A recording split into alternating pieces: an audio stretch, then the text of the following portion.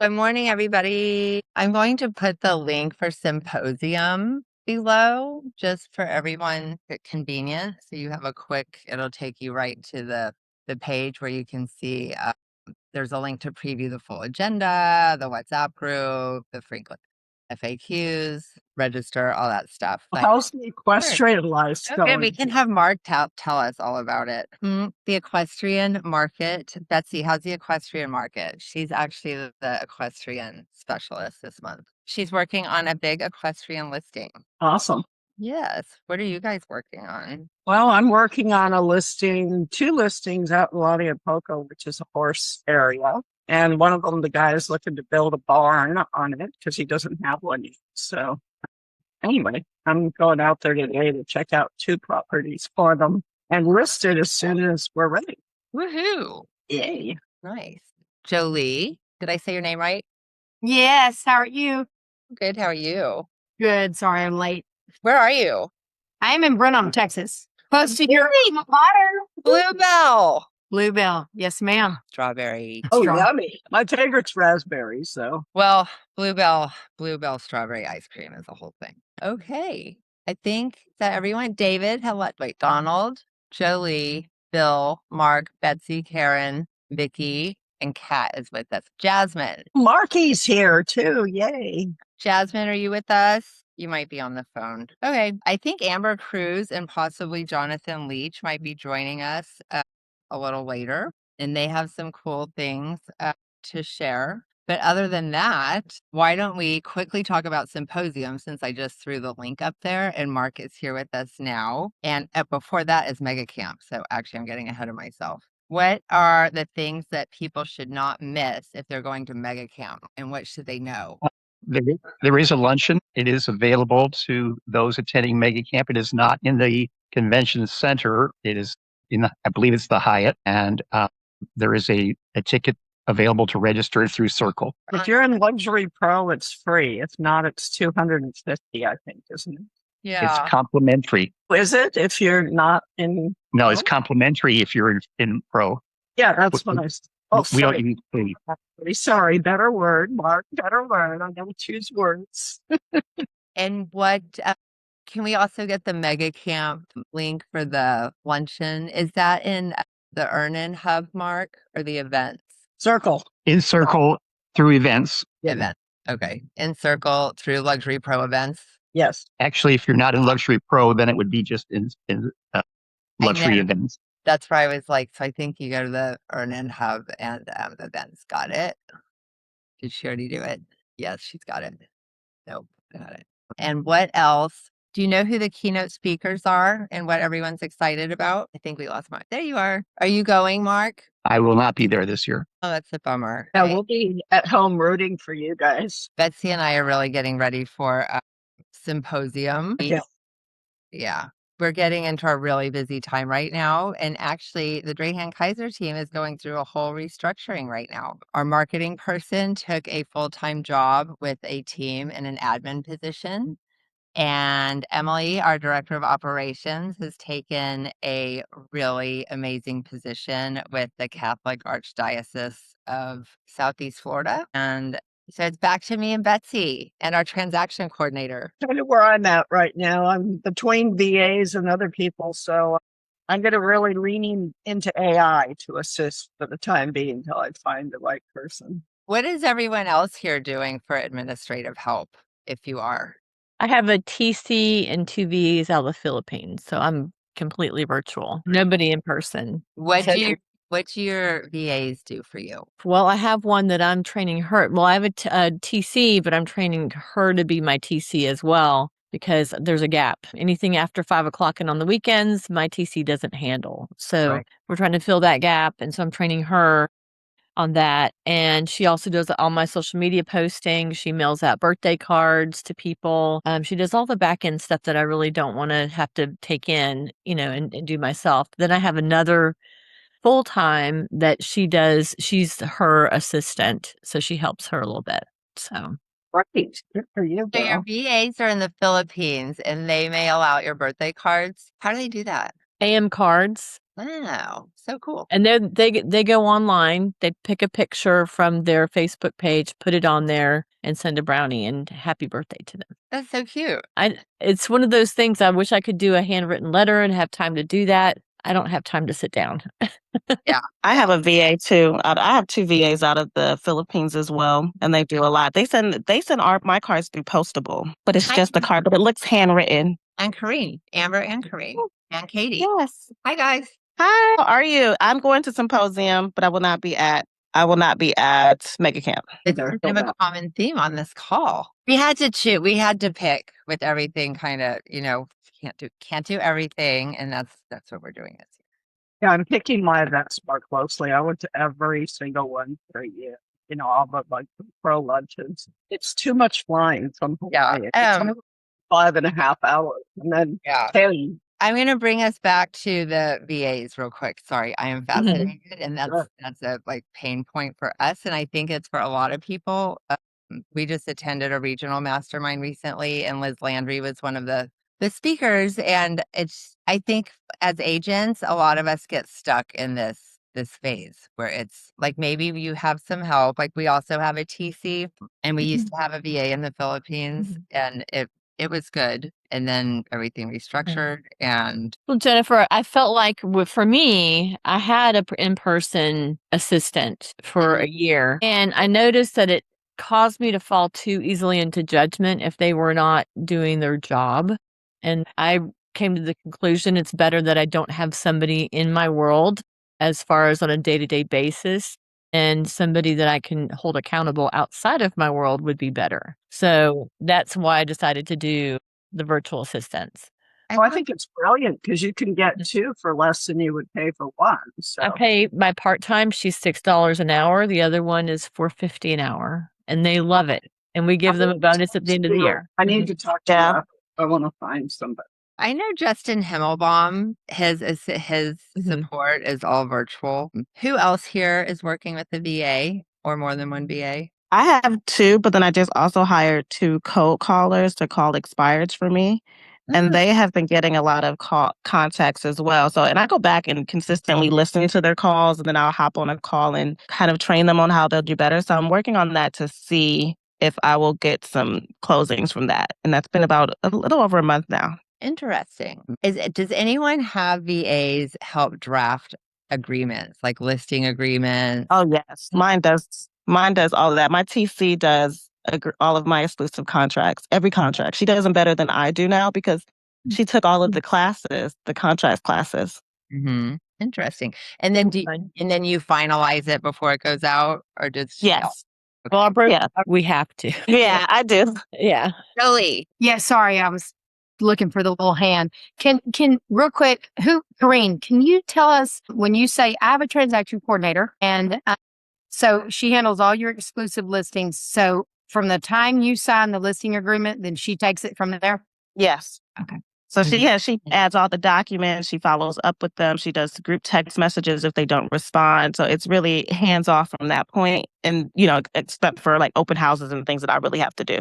And if the clients have questions, do they come to you with those questions, or do they go to your coordinator? They do a group chat. So she starts the conversation with an email to them introducing herself, and then she does a group text, and I use Ring Central for that. And then the communication from the clients go in that group text. So either one of us will respond. Okay, got it. But if they call, they always call me. All right. Yeah. Is Ring Central like a Google Voice kind of a thing? Like where how does that work? It costs more. Yeah, it costs more than Google Voice. It's kind of like if someone calls the main number, it can ring to all of us. But then they also have their own number as well, and I can monitor and record their calls and see what they're doing on Ring Central. I'm kind of like, I love giving them the world to do it on their own, but I want to double check consistently that they're doing it and saying what I want them to say. And I don't think Google Voice allowed me to do that. So even when they send out text messages, I can log in and see what text messages were sent. Thank you. That's smart. I hired my previous broker when I was in Caldwell Banker to be my TC. So she's not only really good, but she's really smart. I can ask her questions if I can't reach my broker. And she does. I like to do my own contracts, but if I am not available, she'll do them for me, which is good. I've been out of town before, and tend to do everything over the phone. She got it all done. They closed the deal. So, which is good. Hi, Jonathan. Welcome. Hi. Jonathan Leach, everybody. Sorry I'm late. You're good. Where are you? I'm in Joplin, Where are you? Joplin? Joplin, Missouri. So I'm in the southwest Missouri, southwest Missouri, northwest Arkansas territory.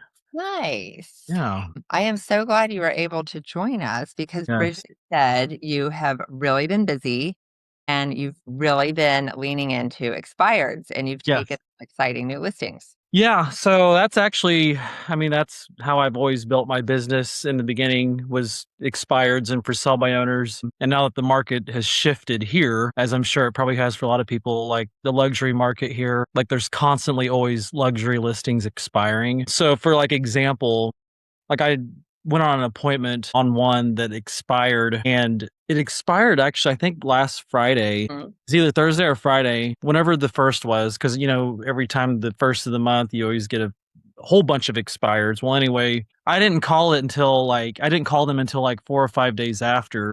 So I kind of thought, well, I'll shoot my shot and see what happens, you know, because I figured someone else probably got it. But when I got on the phone with the seller, like she was like, you know, I've had so many agents call, but I was the only one that she took the time to actually engage in a conversation. So how did you do that? Honestly, just coming from curiosity, just asking questions, you know, getting to know her, even though I haven't met them in person, understanding the situation, you know, just asking questions about the listing, you know, how many times was it shown? Did you get any offers? You know, trying to figure out the motivation. In this situation, it's a divorce situation. So extremely motivated. You know, one of them lives out of state. The other one still lives in the home. So they're literally needing the house to sell as soon as possible. And I was able to get an appointment set. Wow. So That's great. the Awesome. one of my other luxury listing that I just took about a week ago was actually, it was interesting. It was listed with someone else for about 2 months. And in that 2 months, I was the only agent to show it. Like I had shown it to a buyer Uh-huh. and that seller called me. Right.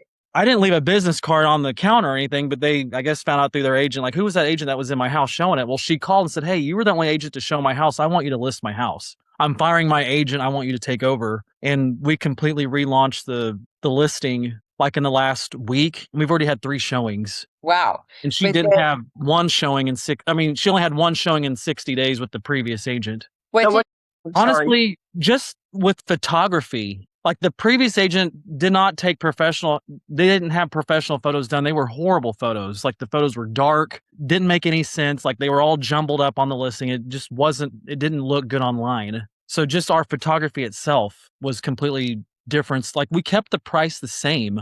that was my next question. And just redone the photos. We were purposeful with how the photos were arranged. And people were like, gosh, where has this house been? Like other agents are asking, like, well, it's been listed before. It looked completely different than what it did with the previous agent, even though it was just on the market. That's so interesting. Good for you. What about the others? Are you door knocking? Or how are you finding phone numbers? No, mostly everything I'm doing is on the phone. Like I use Mojo to get my numbers. Mhm. Usually that's pretty accurate. If I don't, like when I'm looking at property, if I don't get numbers off of Mojo, then I have Spokio. And that's usually pretty accurate too. Cell phones, it sometimes gives emails, but that's usually it. I mean, I'm calling people. Yeah. So I'm not really doing much face to face. It's usually just calls or texts if they're not answering. There's times where I will do a drop by. Like if it's somewhere, if I'm in the area and I know the neighborhood real well or whatever, I might stop by and give a business card or something Okay. on expireds and stuff like that. But usually not. Like I'm usually on the phone. Interesting. In that way. That's so awesome. Have any of the expired listings that you have relaunched closed yet? This is pretty recent, isn't it? Yeah. So I've had, let me think here. Like in the last 2 months, I think I've had 4 closings from expireds in the last 2 months. That luxury listings. Hmm. Amber, didn't you recently get a new luxury listing with a drop by? Did I hear that right? Yes. Hi guys. Yeah, I'm a door knocker. I know. I was like, Yeah, I'm a door knocker. This was actually a couple years ago where I sold the neighbor's home and broke a record for 2 points. So I let all the neighbors know, and the house next door, she's like, yeah, we're thinking about selling, but I have a realtor. I have a realtor. I'm like, no worries. Well, I kept in touch with her, and then it's been a couple years. So I reached out like, hey, I noticed it never hit the market, nothing. But that was interesting, and it got an appointment. So I went to preview it. Didn't bring up that other realtor. I didn't, and neither did she. And now we're moving forward. They're building. So I'm like doing the assumptive close, like, great. Now that you're building and your house isn't ready, like we should really get photos before the foliage changes, before you close down your pool, like just moving the needle forward. So door knocking is manifesting my new listing for 2.8 million. So And you are all about manifesting, I know. oh yes, yes, yes. Yes, it works. There was a whole call about that, and it works. What else? Mark, can you tell us what we need to know from the Southwest Florida region and across the country, because you're on the ambassador calls? Well, I'm on a number of phone calls, starting with Pivot in the morning. So I'm hearing it from a lot of different sources, not necessarily luxury always. And what I'm hearing is that it's shifting in different parts of the country. There's still some hot markets in the Northeast and the Midwest, and yet other parts of the country are getting I should say, a quieter time. And then I heard that New York City sort of like hit a wall in May. Things have really been affected by the referendum the tax consequences there for second homeowners. What else can I share with you? Even in my own local market, it is. Gonna ask. It can be down to the street level or down to the area. Some areas are hot and other areas are not. So you have to. It's almost the micro market that you have to study. Betsy, what do you think about Wellington, West Palm Beach market? It's actually the West Palm Beach is hotter, right? And people from up north are coming down here, the big business, which is pushing it out to Wellington as well. Yeah. Yes, that's what we're seeing. And I think that too. And I think Wellington is, I mean, not just the suburb for West Palm, but we are the hub as the more Western communities continue to develop. But like you say, Mark, there are pockets that are, like I think Polo Club has been really quiet. Like the areas that are mostly only second and third homes are quieter than the communities that tend to attract more year-round residents with kids that go to school here, is what I would say. Jennifer Harmon's coming in. Hang on. I think she has something to share also. Jennifer, can you hear us? Maybe. You might be, you're on mute. She might be just getting set up. I know she was coming in from an appointment, I think. Let's see, questions, marketing, media, and TC. And she's your part-time therapist, Katie Cassidy. Katie, do you want to tell us about your VA? Are you still with us? Did she have to go? Yep, I'm here. I was just eating and didn't want everyone to have to see me chewing. So I have a virtual assistant. She does my transaction coordination, a portion of it. I know I'm type A and Bridget would probably slap me for saying this, but I still like to maintain communication with my vendors because I have a personal relationship with them. But she does like putting together contracts. Obviously, I review them before they go out. She sends the emails to the attorneys and lenders, just kind of loops everyone in via email. And then she does some of my social media and then my email marketing and just some other marketing type stuff.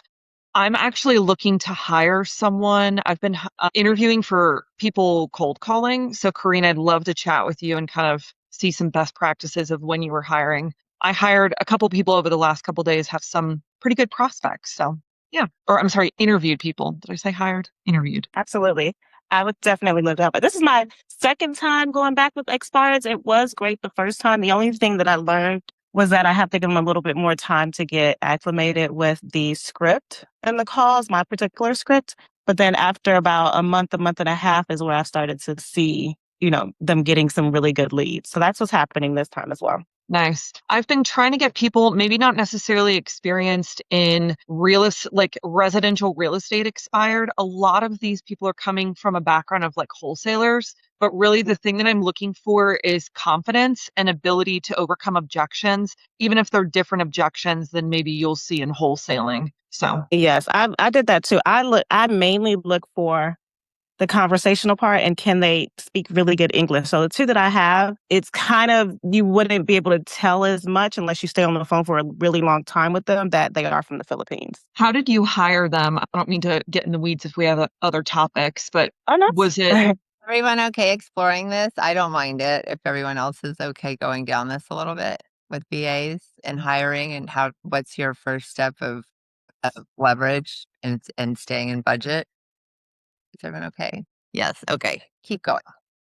I hired them through online jobs. And when I hired these ones, I specifically put in there that they have to send a video of them speaking. So it kind of weeded out all the people that couldn't speak really good English. perfect? That's exactly where I put the job thing. So, yay. Yeah, it's very distinctive. And then they also have a way now when I've been hired on there where you can grade the people that are applying for your job. So I like that new feature on there. Thank you for sharing. If anyone is looking to hire using online jobs, my virtual assistant helped me put together the job listing, and she made a really good point. She's like, a lot of these people just send application after application and they're not really looking at the job description. So we specifically asked for 4 items: their resume, a voice recording answering a couple questions that were like specific to us, a speed test for their internet, and then a photo of their office setup. And if they didn't submit those things, it's clear that they didn't read the job description and they're not that serious about it.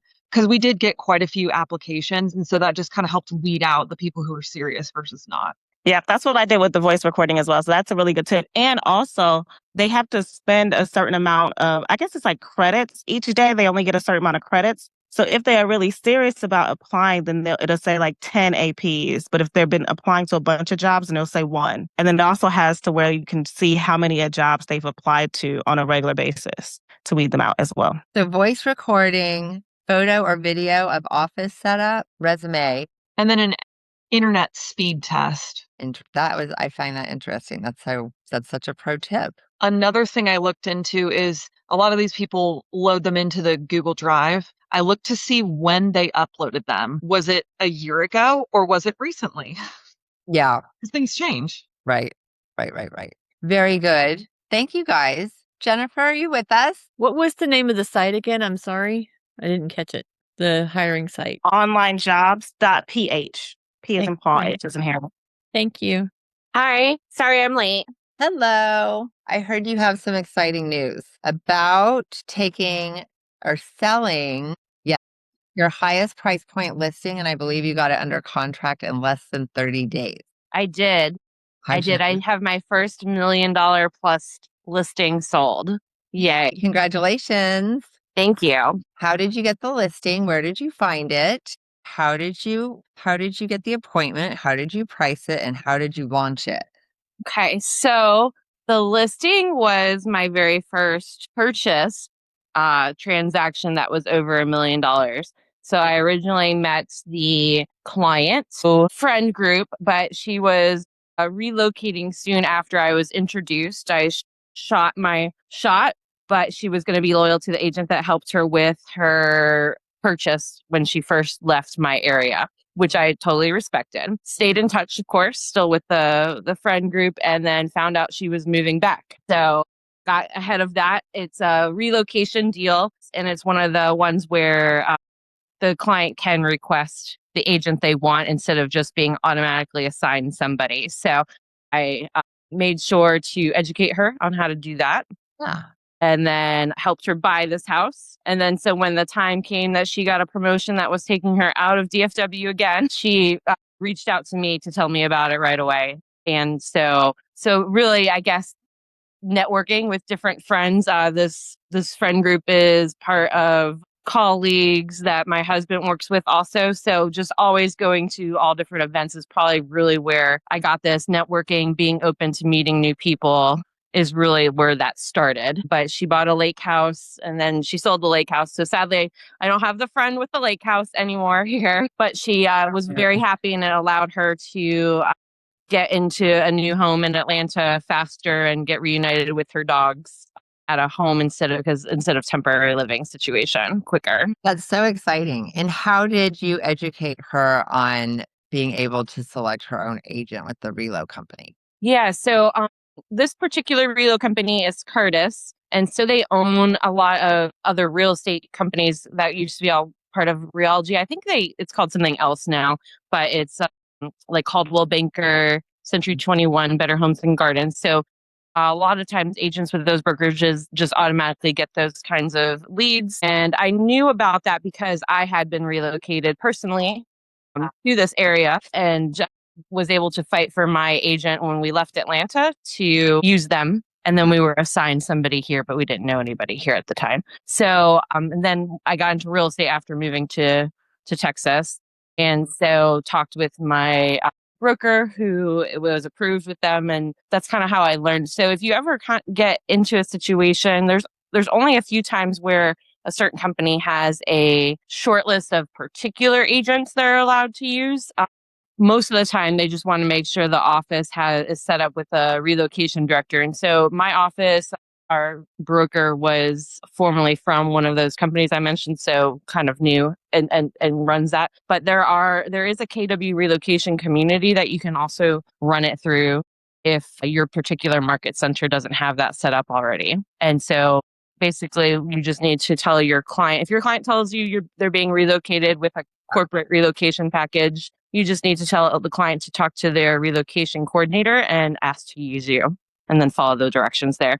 And so at this point, when I know it's Cardis specifically, I just send them my information, my license information, my contact, the same information for my office and my broker, just so that they have it very easy to email off to their relocation coordinator. That's such a great, But that would be the lead generation tip there. Just always staying in front of your people, so that, because a lot of times when they get that package, they just get bombarded with somebody assigned to them right away. I love that. But you can jump in there. Director, you said. Yeah, they call it relocation director for the office. Got it. Very good. I'm going to have our office reach out and look into KW relocation community. Thank you. Yes. That there's a 50% fee that's involved in that? Yeah, most of the relocation companies, there is a large referral fee. They range from 38% to 45%. Anything through KW relocation, it's 50% no matter what. Okay. But nothing over 50%. The one thing I will say, I don't mind paying relocation referral fees because this client is serious. They are actually moving or buying. And it's usually a pretty good price point. That's nice. Yeah. If you, and it sounds like you did all the right things, you get to maybe meet a few of their friends that might need help too. Exactly. So when this vice president moved, now I'm hoping that any other future vice president she knows moving will be letting me know. She'll be telling them about me, is of course the hope. Very good. Very good. Jan Leopold has joined us. Are you there, Jan? I'm just like calling everyone. Hello. Well, it's nice to see you. If you cannot speak right now, it's all good. And what else were we supposed to talk about today? Amber's new listing, Jonathan's expired, Jen's highest price point, amazing. Mark updated us on the market around the country. What else do we need to know? We were going to talk about horse properties, if I remember correctly. We were. Thanks, Donald. Betsy was supposed to tell us about the horse property that she went for a listing on, but I think she had to take care of something really quick. We are seeing the horse and the equestrian properties in this area pick up because this is right around the time people start panicking that they haven't made their logistical arrangements for housing and stabling during the Winter Equestrian Festival, which is in Wellington. It's in Wellington every year from January through March. But the entire equestrian season is really from November through the end of April. So it's sort of everyone starts trickling back from where they go in the summer. A lot of people own places here, but a ton of people also rent places here. They don't want to own. They're not here all the time. So the Drahan Kaiser team, which Betsy and I own and run together, we average about 75 seasonal rentals a year. And that is almost all for equestrians. There might be one or two, Jennifer, like the relocation thing can play into that. We get those people usually in the summer when all of those short-term rentals are available off season, because most people around here tend to relocate in the summer Wellington, if people don't come for horses, all of the schools here are A-rated and highly desirable public schools. So you get a lot of families moving here, and we're still only 12 miles from the beach. So you kind of have this seasonal and annual sort of thing happening here. And those rentals, like Jennifer, a lot like the relocation, where you're like, yeah, it's a 40 or 45%, 50% referral fee. You're hoping it's bringing you a really good client and potentially an advocate and opening other little spheres for you. And that's what we find the rentals do for us here, the seasonal rentals, because those people are usually, if they're looking for a seasonal rental because they are relocating,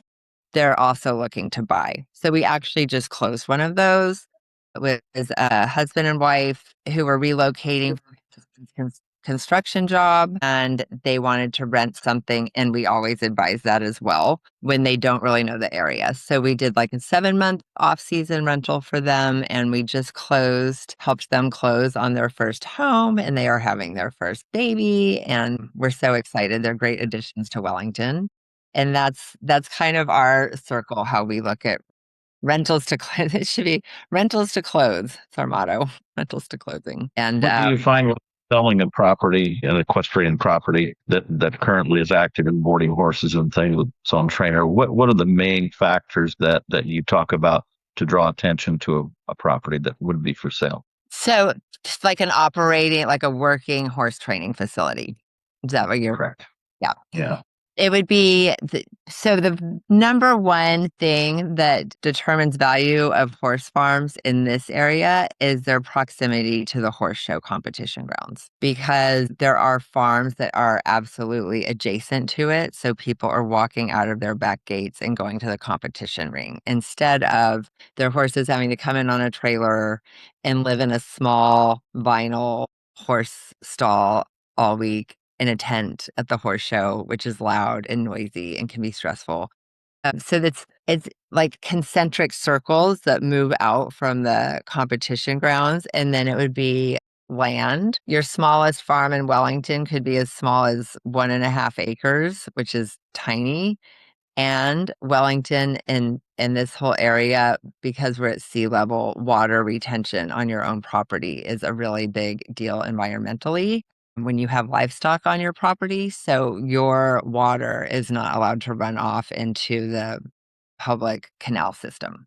So there's all these filters and edges. So say if you have 5 acres, probably just a tiny bit over 4 acres of that would be buildable. So for 1.5 acres to have a farm, you're probably having it all on 1 acre. The polo places, so the other equestrian stuff that happens here is polo. Those have to be like 65 acres or more to have the fields and everything they need. So what you're going to do first around here is target which discipline of equestrian sport that property would be most attractive to, because those are that's who's going to buy it. So the disciplines that come here are dressage, show jumping, and polo are the 3 main people that own farm type of equestrian enthusiasts that would own a farm in Wellington. So we would pinpoint that person, that prototype avatar buyer, and think, what do they want to see? What is important to them? Especially if everyone wants to know how many stalls. And if it's not enough stalls, what is the maximum number of stalls that can be on that property as it is, which is generally about four stalls per acre. Then they're going to want to know, is there an arena to ride in? And if there is, what is the size of it? What is the footing? Is it irrigated? How does it drain? How does the whole property drain? Because we're in the swamps here. Wellington was carved out of the Everglades. Fun fact. So we are surrounded by the Everglades. Where the residential housing ends, there's a canal, and then it's Everglades, which is pretty cool. Okay. Yeah. So it's really the amenities, but it's such a good question because it's the amenities for the horses more than the people. That's the most important thing. How much land? How many stalls? Is there a place to work with the horses? Is there a place for the people who work with the horses to live with them? Those would be So you know what I'm prefacing this on. We just listed the 20-acre horse property at 1.3 million, and it's probably got 65, 70 stalls, and it's got indoor arena that's like 140 by 180. and That's it's got an nice. exterior about the same size. Everything's really in pristine condition. It's an older property, but very well maintained. And so that's why I was asking, what are the main things? Now, for us, it's going to be cutting horses, pleasure, roping. Where are you? Remind me, where are you, Donald? Tell us all. I'm in Nebraska. This property is just right outside of Omaha, Nebraska. Okay. Yeah. And is there housing? Yeah, it's a modular home. It's nice, but nothing fancy. And then they've got another module they've cut into so they can rent to people that wanted to stay there. So there's 3 units, 3 separate units. Basically, And three how many? separate. Oh, like my pen. How many acres is it? 20, 21, 22, right in there. Yeah. Okay. And how long has that been listed, or is that something you're getting ready to? We're going to sign a listing agreement this week. Yeah. And so it'll go on the market in about a month, but we have to wait for drone video things. You know, we're going to mega camp, my wife and I, so it has to be after that, after mega camp when we get back, because we want it to remain green. You know, in Nebraska, we turn brown here in about a month, so we want to have green grass in the photos. Like what Amber was saying, yes, to get the photos now before everything goes away. Yeah. And this guy, he allows other trainers to come in and rent his spaces, you know, use his brown pen, what have you. And so there's some income off of that, you know, that he leases out to other trainers to come in. I think he said he owns like 50 horses himself. Wow. And then the other 20 or so horses are owned by somebody else. There is an agent, and I know Bridget has worked with her. I'm going to ask her to follow up, who is part of KW Luxury, and she's in the Fort Worth area, and her Tara specialty. Stark. Say that again. Tara Stark. Yes. Do you know her? I do. Yeah. Have you spoken with her about this property? No, I haven't. I haven't talked to her since the last time we were together, one of the You should meetings. definitely talk to Tara Stark about this property and ask her what she would do. And in the know, because like there are some trade, you know, obviously like print magazines, whatever, but I'm sure they are now all on websites and there are social media accounts, and she could be a really good resource, I think, to help you launch it, because I think that in keeping with what we were talking about here, like know who who would be interested in buying that property, like what horse demographic, like what do they do with their horses? Who are they? How do they, what's their day to day? And you find where they are and put it in front of them. Okay. Because That's horse helpful. people, Thank you. it's all about how are the horses living? They will be fine in a modular house that's all dark brown paneled in the walls for the most part. I mean, they'll make it work. They'll figure it out. It's how soon can they move the horses in and start working? Thank you. Thank you for sharing, and congratulations. And it sounds like an exciting new listing to have. Yeah, I think it'll be marketable, hopefully. Yeah. Are you thinking about an event, doing kind of a launching event to get people to it? We haven't gotten that far what our marketing plan will be. We definitely want to get the, you know, hired drone video done so they can fly into the stalls, you know, and I could do it, but I'm not that good of a drone operator. So I'd be bouncing off the walls, I'm sure, inside. Oh my gosh. But it's attractive inside. You know, I hated to even walk in the alleyways because they were all raked, you know. And so when you would walk, you would leave a footprint, you know, If and there would really take care of it. and people, so you said he leases it out to various trainers and he has about 50 horses. So it's in use right now. Like they're practicing Let's cutting and all of that. use, yeah. And his reason for wanting to sell and move is he wants to move to Oklahoma because he's in competitions all the time. Yeah. And he said, you know, you can only get as good as who your competition is. So he wants to go down to Oklahoma where the real major competitions are. I was going to ask you about that. If they would allow you, the riders, the people, to get some footage of people actually using the facility, like like cutting the horses in the pen, maybe leading a horse down the barn aisle, you know, the movement of the horses, it's sticky. People want to watch it. We need to do way more of it. Simon Shingleton in Oklahoma actually is always on my case. Jen, where are the horses? We want to see horses. People do. They want to see horses. And well, that's a good point. I never thought of that. Yeah. And we can do that, you know, with we can coordinate. I'm glad you brought that up because you probably don't want to see them breaking a horse because people will probably get a little bit nervous about Yeah, not that, but when they walk into the herd and single out the calf and, like that's a cool moment walking down the barn aisle in the pastures or, they're cool getting a bath, something like that.